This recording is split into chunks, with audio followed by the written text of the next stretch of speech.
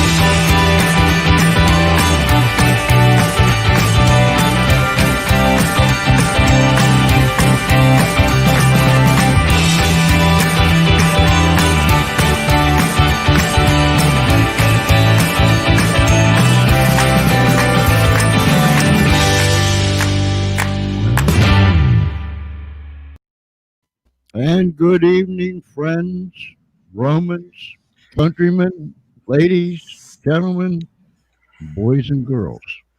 Whether you're down the street, around the corner, across America, or somewhere around this great big world, thank you for taking the time to be joining us one more time tonight. Incredible story, absolutely fabulous, and my friend, indeed. We want you to share this thing out, push this thing out there. And the other thing we want you to do is come in, leave your comments, ask questions, uh, be part of the show, participate in the show. And by the time it's all said and done, the smoke clears and the dust settles, I believe that you will be glad that you did. So, Ed Temple, my co host out of Columbus, Ohio. How are you doing tonight, Ed? George, my wife, she really wanted me to say that I am only the sidekick. Oh, now you want to throw it off on Tanya. Somehow you got to get Tanya involved. Wait till I talk to Tanya. I threw her under the bus. I'm gonna do one of those fact checks on that one. Darn it! Almost got away with it. Almost. But when that fact checking thing comes up, you gotta really backpedal somewhat. But nonetheless, True. good to have you, buddy. Essi Bagheri, my dear friend, I've had Essi on my radio show. We had him here when we first started our live stream back in October, and now he is back again. Welcome, my brother. I'm so happy and so glad that you're with me tonight. Thank you for having me, George and Ed, on your show. I want to play a clip real quick for people to kind of set the stage. They say a picture is worth 1,000 words. But before I play that, let me put this up here. That is the book that Essi has written, The True Story of a Child Soldier. What an incredible story. Once you get into it, if you're anything like me, you'll have to fight your way to get out of it because it'll get a hold of you. And you can get this book on Amazon. Simply go to Amazon.com, type in Shattered Soul or Essi Bagheri, and it'll pop right up there. And we'll bring that back up again very, very shortly. I want to play this clip once I get the buttons going here to give you an idea of what this is all about. Essie told me this afternoon, I asked him, Essie didn't know this young man, but it was the same time period, and Essie was in the area. He was in the vicinity of where this interview took place with this young fella. So, ladies and gentlemen, do me a favor as we bring this up. If there's any distortion to it or any echo to it, please jump up there in the comments and let us know because I want you to hear it. The words will be big enough that you can read them as it's translated. So here we go.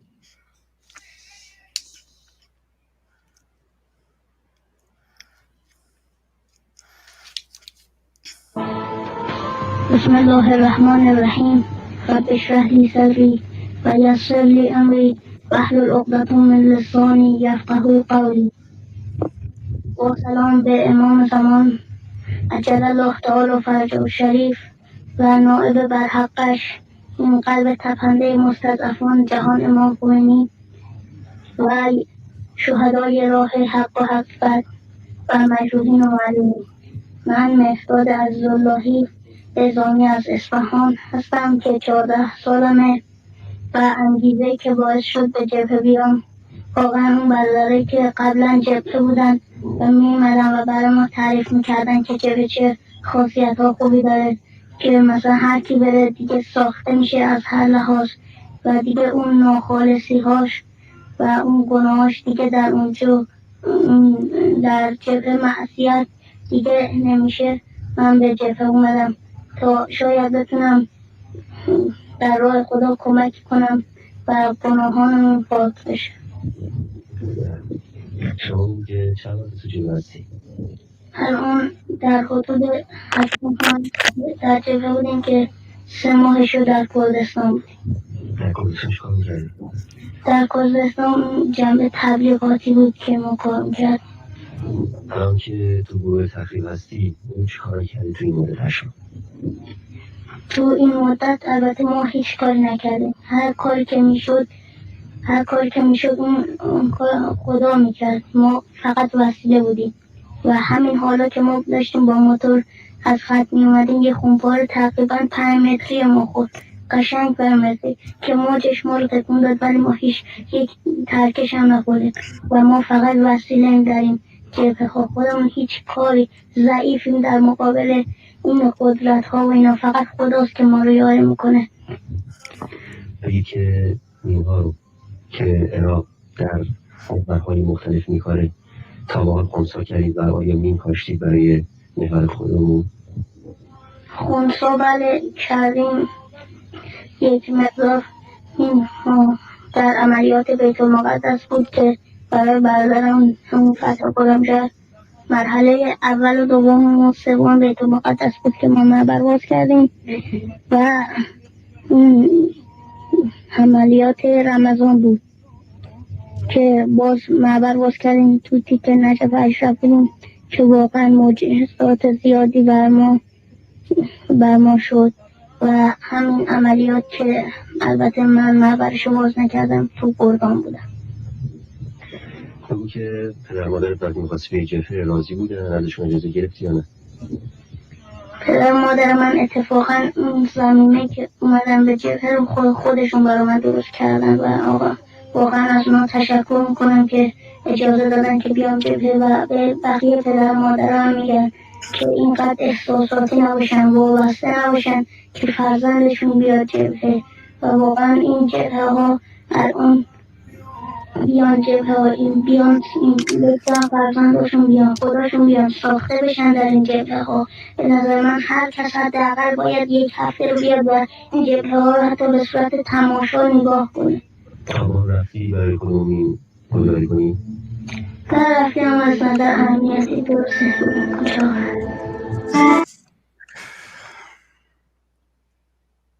And that, ladies and gentlemen, is what this show is all about. Where Essie has Let me get this out of here. I thought that was me. No, that was me. That, that's Espenlaub. No Yeah, problem. should have known. Yeah, yeah. That's what it's all about. That's what where Essie was, and we're going to go from where Essie was on his journey to where he is today, and what his mission is. I know this man. This man, when he says he is on a mission, you can take it to the bank. He is on a mission. We were talking off the air, and he said he shouldn't even be here, and rightly so. But Essie, I'm going to let you take it, and if you would, set the stage for us and tell us about your early life. And this was during the Iranian Iraqi war. Is that correct? That's correct, George. I'm going to let you take it. You set the stage for us. Tell us what was going on in your very early life. What led to you going to the front?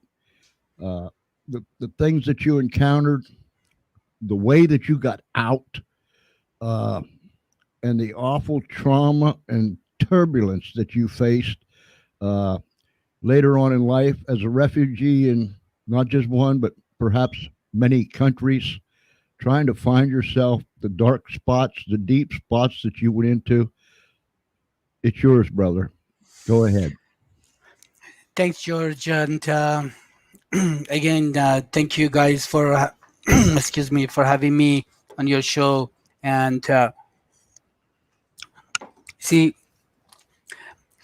even though it's been a long time since that clip that you just watched, he is from the same city that I am, and I can't help it to get emotional. And in spite of all the work that I've done on myself and where I'm at today, it's I'm just grateful to be alive and to be part of anything. Speaking of very, you know, I 1980, Iraq attacked Iran after the revolution, which was 79. Iraqi Saddam Hussein attacked Iran, and at that time, the country was very fragile, and I was at that time I was 13 in 1979, and then in 1980,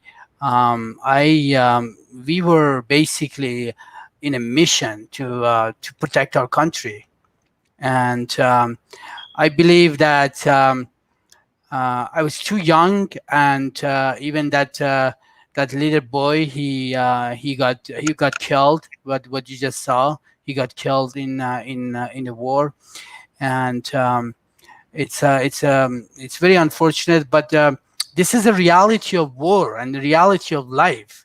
That what our leaders and what we go through, and we as a civilian. And in my case, I was 14 years old when I was in battlefield with a few of my friends, and same places. I was very close to where this young, beautiful soul was, and and one of my mission was to dismantle landmine at that age, and I was 14. But and it was middle of the night after.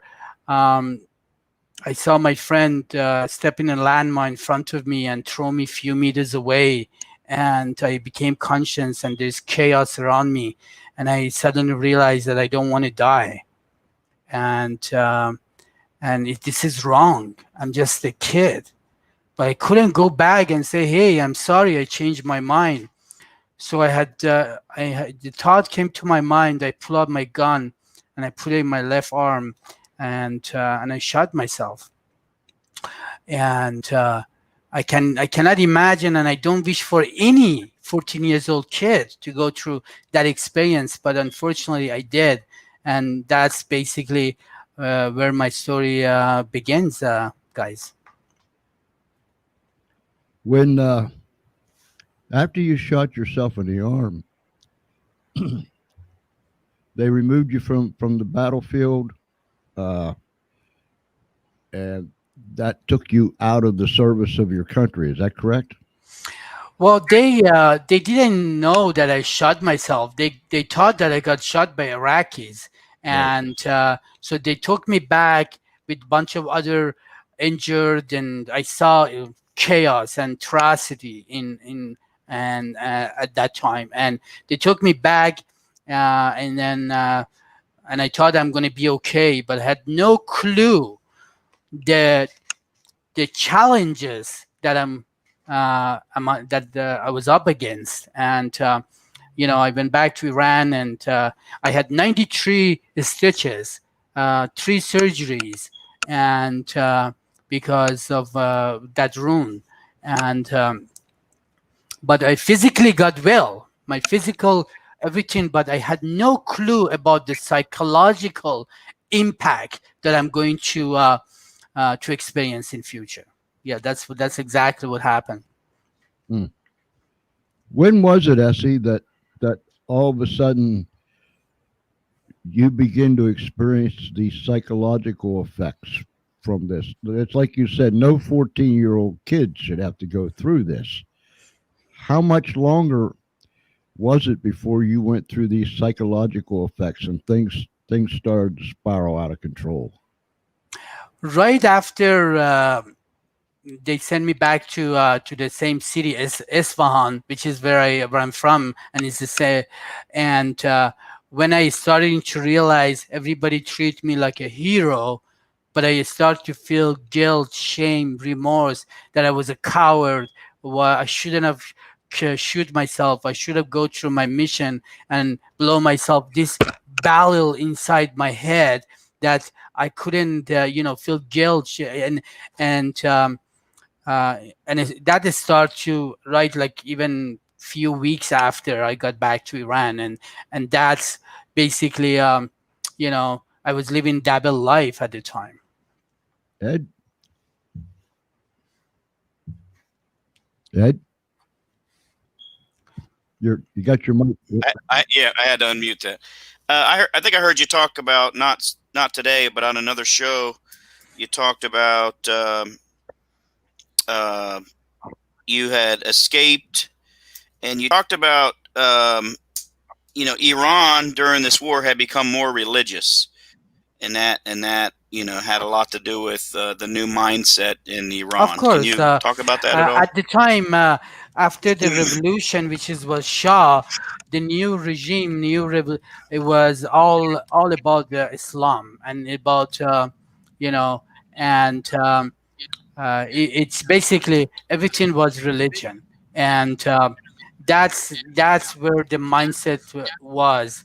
And I remember even when I was like 13, after the revolution, it was all going to mosque, and it's yeah, the mindset from very young age, from very beginning of the revolution, everything was religion. It wasn't political. It wasn't like so that was very different at the time, Ed. Okay, within religion, it was it Shia versus Sunni, or No, in Iran, majority of people are Shia, and but it was Iraqi that they were Sunni, and there are other countries, Arab world, that but Iran, majority of Muslims are Shia, and like my mom was Muslim, but there are a lot of beautiful souls, beautiful Muslim that they're really practicing even for years, even in a Shah before the revolution, that they were doing their mosque, they were really practicing their Islam. There wasn't anything to do with extremism. mm-hmm. Yeah. Okay. So, Elsie, uh, when you come home and you said they treated you like a hero, and these psychological things started, there, this battle of the mind started taking place. Did you start to spiral out of control as that battle became fiercer and more darker? Oh, definitely. When I came back, as I said, I was already see. It is important for me to mention even before the war. I was my mom was 11 years and 7 months when he she married my father of 32 years old. I was separated from my mother when I was 6 months old. Okay, I wait a was minute. So mom is pregnant with you at 11 years old. She got married when she was 11 years and 7 months to my Mm, father, uh-huh. and she was pregnant with me uh, uh, in late 12s, almost 13 years old. Okay. Wow. Wow. You Was know, that and was, was that pretty common or no? you know what? At those days, um, you're talking about many years ago, but it was wrong. Like Right. when I think about it, it's like right now, if you want to think about it, that's I uh, don't want to think about it. I can tell you no, that. it's like it's abuse because I Yeah. have friends. It's like it's unthinkable. That's what I mean. That's my story, but that's unthinkable. And before age of 10, I was mentally, emotionally, sexually abused, and it's like I was already damaged before I went to war, Right. and that being in a war really had a big impact. And what happened after the war, I start drinking, and my father was alcoholic, my brother was alcoholic addict, my whole the people that I was around is smoking opium and drinking. And then I got into the forced marriage, and so it was a lot of abuse after abuse. And then we went to Syria, Damesh, and I couldn't stand in my skin another second. And everybody went to pray to prophet, and guess where I went? I said I'm sick, but I ended up in a bar, even though I knew that if they find out that I'm drinking, it's against Islam and it's against the regime, and I will be really given a like a I don't know what was the consequences, and I didn't want to think about it. Yeah.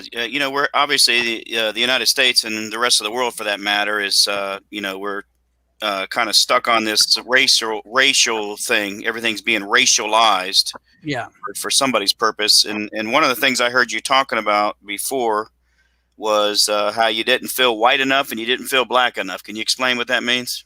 of course. When I had to escape Iran and went to, after they find out that I'm drinking in Syria, Damesh, one of my friends told me, Essi, you're in deep shit. And I had to leave the country.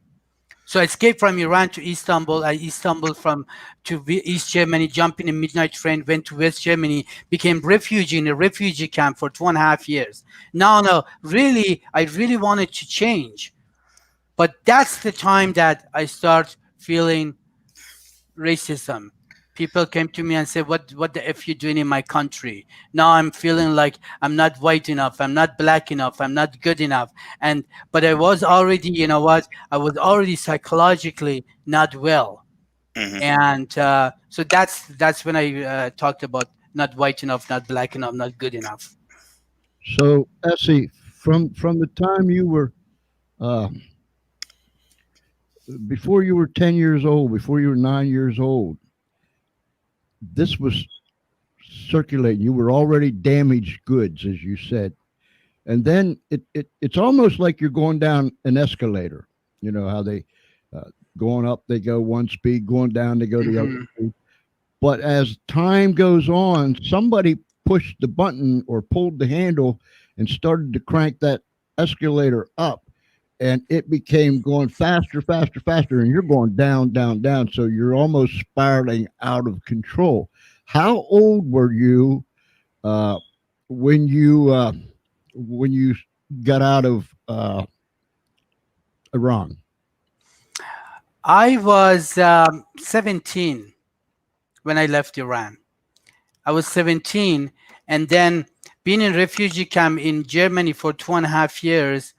And as I said, I was drinking every day, using drugs. Uh, and I experienced a lot of racism, and and I had to leave the country. So I bought the false passport, a Spanish passport, and escaped, and I came to Canada in 1988 for a better life, and as a refugee again. But and I guess what? I brought myself again.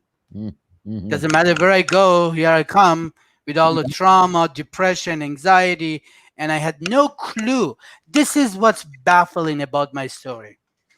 I had no clue that I'm suffering from any of these that I just mentioned. None whatsoever. You had no What? clue. No clue. I thought I'm just bad luck, and sometimes I feel like I'm from different planet and everybody's having life, and I was just a mistake. Mm. So you were in the Republican Guard on the battlefield when you was 14 or 15. Uh, then when you get back home, all these things are triggered along with the other baggage that you had when you was younger. Uh, Now you beat feet out of Iran. You get into Germany. Uh, the you're spiraling deeper and deeper. It's getting darker and darker, more troubling. When was the first time that you contemplated on taking your own life? When I was in Germany, actually a couple times. When I was in Germany, I went to this bar. As I said, I was just not well, and this German guy came and took my beer. It was one of those mugs, and poured it in my head. And he said, as I explained, he said, "What the f you do in my country?" And then I was in a uh, feeling of like, I left the country. My family didn't want me. My government didn't want me. No, I'm coming here. Here nobody wants me. So I tried to kill myself, and then didn't succeed. And I kept drinking more, and I kept using drugs, and that's what kept me alive. And actually, drinking saved my life. I can tell you that drinking was solution for me for a while, and then I escaped to and I came to Canada. When you say that drinking was a solution for a while, what can you explain that? Okay, so if I wasn't drinking, I don't think that I could handle. See, Mm. I couldn't stand in my skin another minute. I hated. I was like hated myself. I hated to be Iranian. I hated to be. I have a black hair. I hated to basically just nothing about myself was good. That mindset, and people. Why do you think people committed suicide Yeah. or kill themselves, or because they get to the point that they see there's no door number three, Right. Right. and that's it. That they don't see any light end of the tunnel. And I was in that state many times. Mm. Mm-mm-mm. Ed, you're muted, bud. I said, first of all, you're not recommending alcohol to solve problems. No. Oh no, no, oh, we're gonna get to that story later. My alcohol Okay. was not a solution for, but I didn't know that I was alcoholic also. Yeah, George has been trying to tell me to drink a lot, and I'm telling No, George we that's talk not going later to about happen. that. But yeah, you got to watch George. I You got to know. watch George. Uh, but so you obviously are getting called to do get on different shows. I've seen one that was on Twitter. I've seen. I hear that you're going to be on TEDx in Texas, I believe. Yes, September 5th. I'm leaving September 3rd for TEDx for Houston, doing a TEDx in Houston. Looking forward to that. And can you talk a little bit about obviously I think we had a show title at our church actually our church denomination. It was called Tragedy to Triumph. I think you fall into that category, tragedy to triumph. So can you tell us about your triumph over this? In other words, the things that you've started to do, like I think you talked about a course. Yes, I've been doing in the last many years. I've been doing a lot of I help a lot of people. I speak all over the place. I inspire people with my story. I'm studying a course, online course called um, "Together Is Possible: Overcoming Trauma and Addiction." It's a 6 weeks course that I'm working on, and at the same time, I'm I've been I just finished the treatment for a movie. Last week, I spoke to a few people. As you know, everything has slowed down after COVID-19. And my mission is this.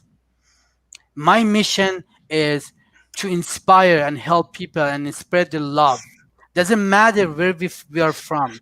And if anybody like me can come from that depth of desperation and chaos and can change his life and overcome all the obstacles, I believe I'm here to help if I can.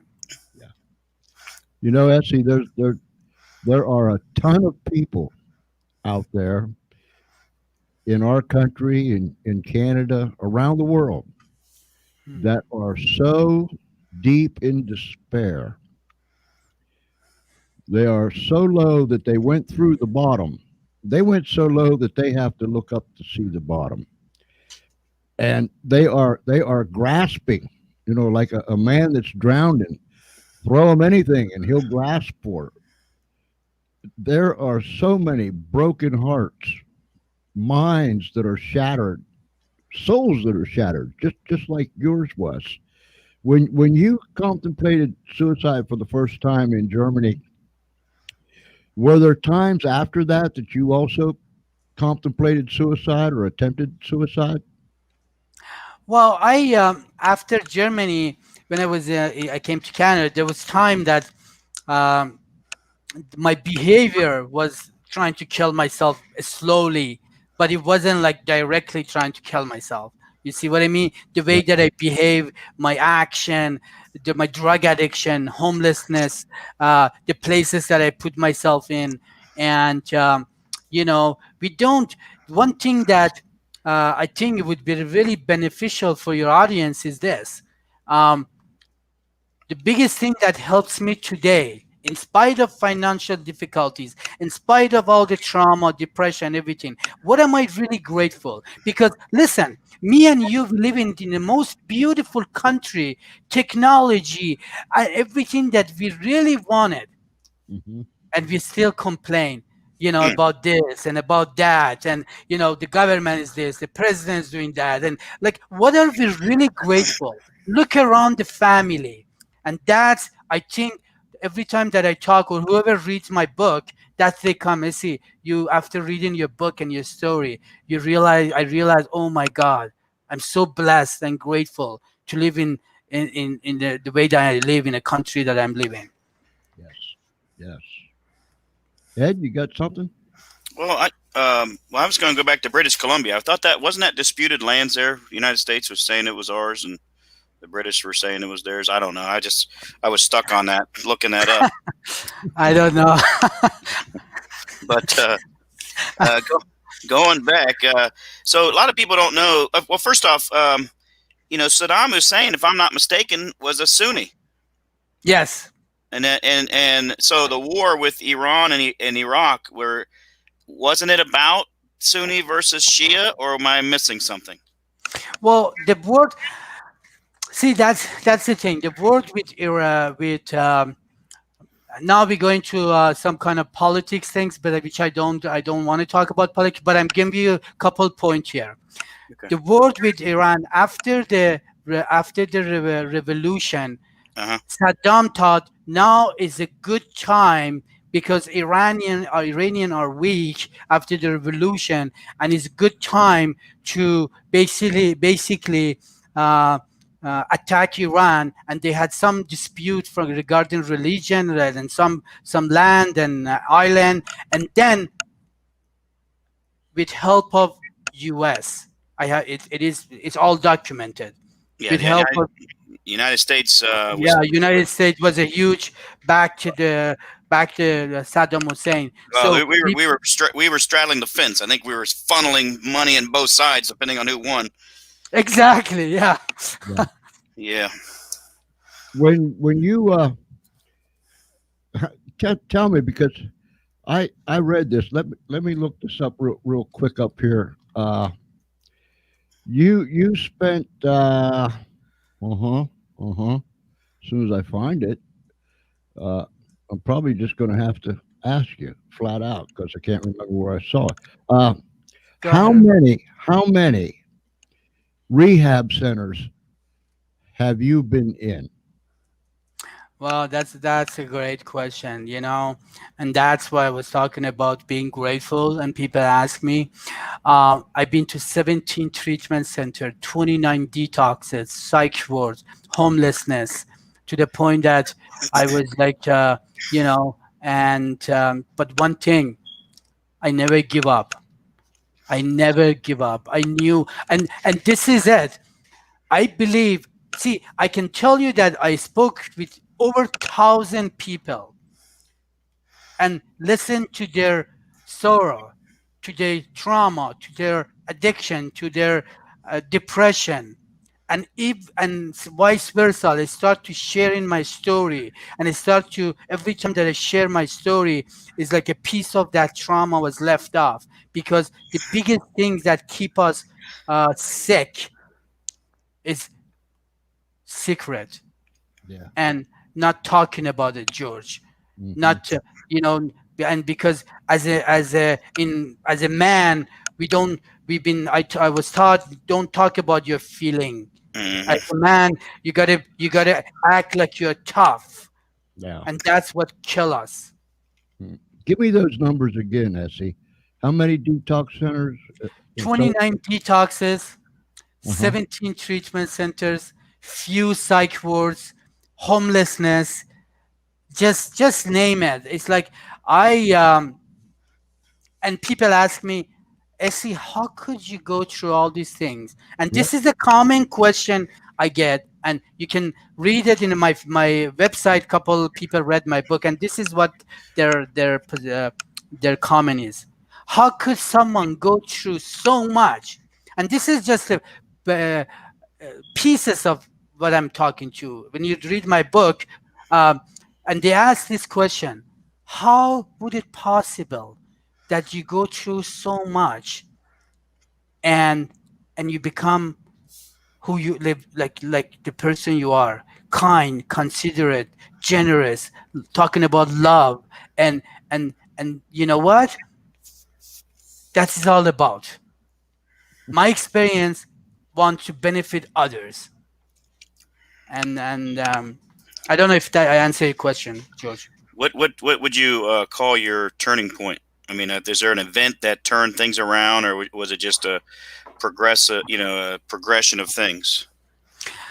Well, one of the biggest thing that turning point was for me, as I said, every treatment center, every detoxes, every things that I went, I learned something and helped me later. But the turning point was when my sister sent me money. I was in a shitty hotel room with the cockroaches, drinking and smoking drugs, and she said, Essie, you haven't been here for your son. Why is his wedding? Can you come to Iran?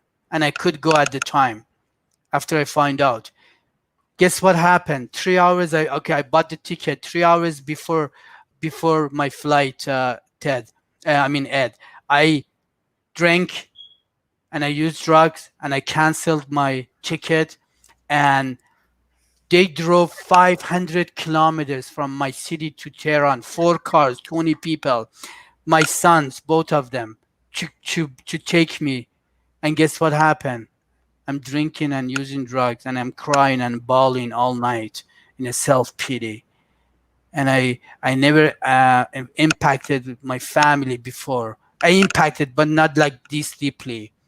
And I bent on my knees and I said, I don't know who you are. I don't know what you call yourself.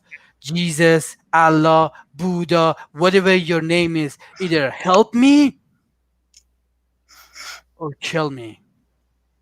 Mm. And something happened the next day. My friends, they came and picked me up, and that was my last. That's Yeah. Wow. not to go against anything you said, but what you just said. There was somebody in line with me at a I want to say it was I don't know, like a dollar store, and he said exactly the same thing you just said. He said, I've been on drugs my whole life, and I finally just said, listen, God, either kill me or save me. Hmm. Said he never used drugs again. Yeah. So yeah, But that's pretty good proof that God is real. Essie, Yeah.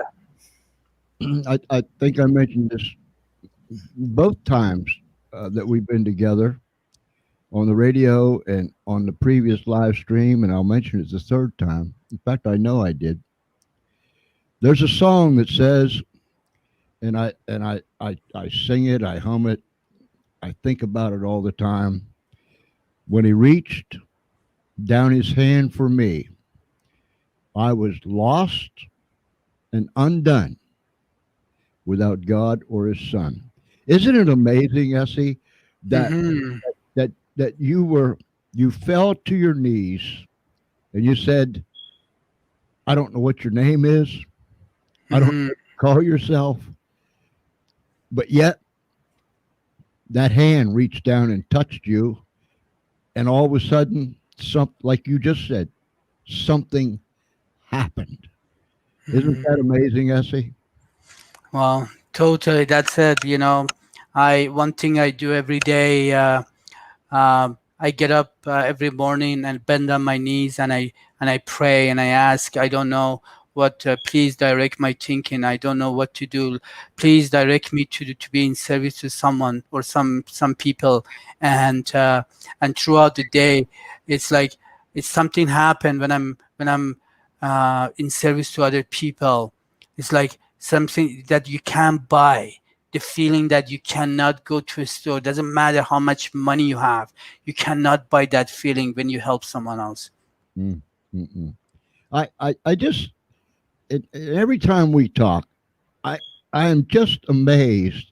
Like you said, your lifestyle was was killing you. After you contemplated suicide, then you just came to the realization my lifestyle is going to kill me. I'm drinking, I'm drugging, something bad's going to happen to me, and I'm going to get killed. Isn't isn't it amazing? And we've talked about this several times that you're still here, Essie. I mean, you are still here. Here I am tonight in Delaware, Ed's in Ohio, and you're in British Columbia. It's amazing that you're still here and you have this testimony and you're on this mission to help people. I find that is just beyond words. It's beyond incredible, don't you? Totally, totally. It's we, as I said, we are so doesn't mean that life is not throw stuff at us. Doesn't mean that we're not gonna have challenges. Doesn't mean like I'm sitting in front of you and if I really want to complain, there's a lot of things that I can. But really, do I really want to have challenges? I pick up one drink or one drugs or something or changes the whole thing in my life, and I would be praying. I would praying for the challenges that I have today. Mm-hmm. Mm-hmm. And that's where the gratitude is. Either I'm in fear or in gratitude. I can be fearful and grateful at the same time. Yeah. My oh my.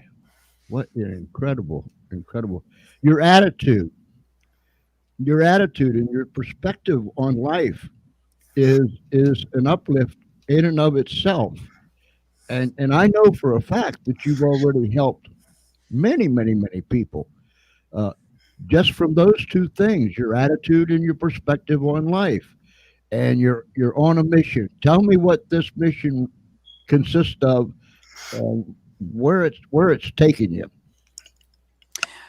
Well, I have a mission to for today. Like see, there is some stuff that I'm doing from this the organization that I'm part of, the 12th step, that is part of what I do. Like part of like it's heal my like feeds my soul. But at the same time, what I want to do, I want to really start talking about going places and speak and put that program together. And my mission is to spread the word of love, period. Because with love we can achieve anything. Hmm. Without love and hate and judgment and all the negative things, we feel miserable and unhappy, and we are in this world for a short amount of time. And that's how I look at it. Mm. Edward, you're muted, bud. So can you throw a couple of the comments you have on there? Yeah, all I've got on here is this. Oh, okay, you don't see all of them. Okay, so I got some on this other page I'm on. Okay, so going back. So what I like about what you said, a lot of people have questions about scripture, and they'll talk about, well, what about when, in the Bible, what about when, there was no Jesus, or they didn't think there was a Jesus. Jesus isn't mentioned in the Old Testament, and people are praying, and or what about people that have never known God? And one of the responses is, He's written on your heart. And so I think when you say I'm praying to God, I don't care who you are. I want Mhm. And so the bottom line is, you knew that was a God thing. See, that's the thing. I believe there is God. I believe highly, 110%. I'm lying to you if I say certain specific, but I pray at this moment, maybe next month or next year, or I will change my way of to certain. But today, I know that there is a power, there is God in universe, and I'm not gonna argue about what's the name and how I pray. Well, George, his God is money, I think. No, you know. Oh. Well, we can't joke. We need to talk. Yeah, yeah. Wow, what an incredible story. Let me put this book back up here. I don't know why I'm not getting no comments, Ed. Uh, I don't know. I have them on here. can you? Uh, I don't know if you can put them up or not. Can you? Now they're on my. They're on one of the pages that I'm in on the phone, and Oh, okay, okay. I got you. it's kind of weird. It's not on there. Shattered Soul: The True Story of a Child Soldier. Essi Bagheri. Go to Amazon. Just type in Shattered Soul. It'll come up, or just type in Essi Bagheri, and it will come up. It is a tremendous read. So, uh, I think we talked off the air that you have talked to producers and directors, and one time when I had you on the show, I can't remember which one it was, but you were en route from British Columbia to Los Angeles, and you pulled off the road into a parking lot, and we did the interview right there. You from your car and me here in the studio. Uh, and you have been moving toward that. You've talked to many of them. Then this COVID-19 thing come down the road. Where do we stand on that, Essie? Well, as we speak, I am still communicating with a few producers and studios, and as I said, um, everything after the COVID-19 just stopped. So I'm hoping that maybe next few weeks or so we start, or a month. I don't know. It's all on the air. Good. I know that you have been a very busy man, uh, and things have really moved along, and you are on a divine mission to help men and women, boys and girls, here, there, and everywhere. And I believe if there's anyone that can do it, it's my friend Essie Bagheri. My oh my. You have an interview that you've got to do, or a meeting that you got to do here most soon. Uh, Mhm. so I'm going to put an end to this thing. I cannot tell you, Essie, and you know me. I cannot tell you how thankful that I am that you took the time out to come on the show. Uh, We stay in touch pretty regular, so let's continue to stay in touch. Keep me posted. Let me know what happens. Uh, you're a blessed man. You're a beautiful soul, and you are a true friend, my brother. And I mean that from the depths of my heart. Thank you very much, George. I really appreciate it. And also, thank you very much, Ed, for your time. And nice meeting you. Nice meeting you. I really appreciate your story, and I think you're going to help a lot of people. Yes, indeedy. Thank Yes, you. yes, indeed. Ladies and gentlemen, boys and girls, friends, Romans, and countrymen, whether you're down the street, around the corner, across America, or somewhere around this great big world, you just heard an incredible story. Do us a favor, get this out there. Share, share, share, share, share. Put it in your news feed. Start those news parties. All the things that we ask you to do each and every time we come on the air. And you have been so gracious, and you have helped us. You have pushed this thing out there. Let's push this out there so everybody can hear it. And please go to Amazon.com and get you a copy of this book. Because listen, I told Essie this afternoon, I said, Essie, I made the mistake. I'm an avid reader, and I made the mistake of starting to read this when I had things lined up to do that I had to do. And so I started, and I knew going in, it's like when you're doing something wrong, you're doing something wrong, but you keep doing something wrong. Well, I wasn't doing nothing wrong, but I knew by starting this, I was going to have to pry myself away from it, which I did. After the show tonight, and I fire up the coffee pot, I'm going to sit down. I'm going to get into the book. I don't have anything scheduled, anything planned. I'm going to get into the book, and I'm going to just get absorbed with it and let it absorb me.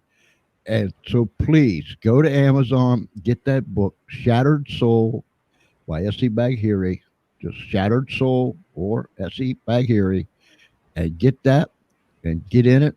I know that you'll be glad that you did. Thank you, ladies and gentlemen, boys and girls. Listen, we've got some great shows coming up. We've got some unique things that's coming down the road, uh, and I'll share them with you eventually. Thank you, Ed. Thank you, Effie. Thank you, ladies and gentlemen, wherever you might be at. Whether it's nighttime, have a great night. If it's already daytime, you have a very pleasant day. But regardless of where you're at, regardless of what time it is, just remember, take care of one another, pray for one another, love one another, and don't be afraid to tell someone, I love you. It could possibly save a life. So until next time, from me, Ed, Essie, and the whole gang here at the Funny Farm, thank you very much. God bless.